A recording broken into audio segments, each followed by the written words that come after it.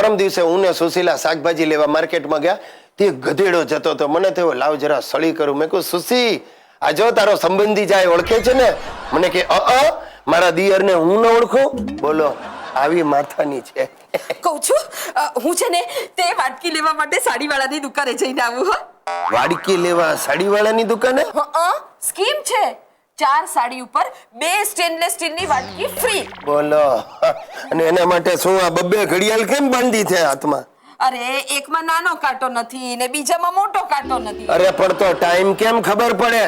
સાવ ડોબા છો, ટાઈમ તો કોકને પૂછી લેવાય કે નહીં? અમારા ફેમિલીમાં છે ને બધા સરકાર વિરોધી છે. મારા વડ દાદા, એમને 2 પત્નીઓ હતી. મારા દાદાને 6 સંતાનો, મારી દાદી અંગૂઠા છાપ, અને મારા બાપા ટ્યુશનો કરે. થયા ને સરકાર વિરોધી.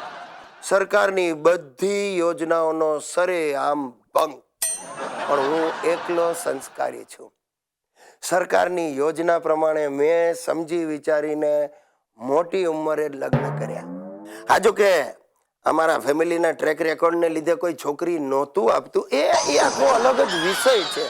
અને તમને કહી દઉં, આ મોટી ઉંમરે લગ્ન કર્યા ને એનો મને ખૂબ આનંદ છે. શું કામ ન હોય ભાઈ?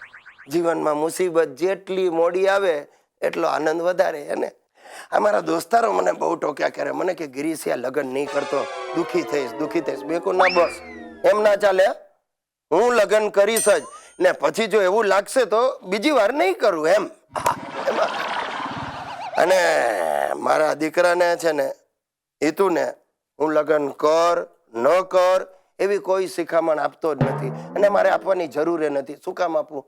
એની સામે તો પ્રેક્ટિકલ દાખલો છે ને એના બાપાનો. એને જે નિર્ણય લેવો એ લે. સાચું કહો, ઘણી વાર તો મને બેઠા બેઠા એમ થાય કે અમે લોકો ભગવાન રામચંદ્રજીના વંશજો છીએ. રઘુકુલ રીત સદા ચલી આઈ, પ્રાણ જાય પર વચન ન જાય.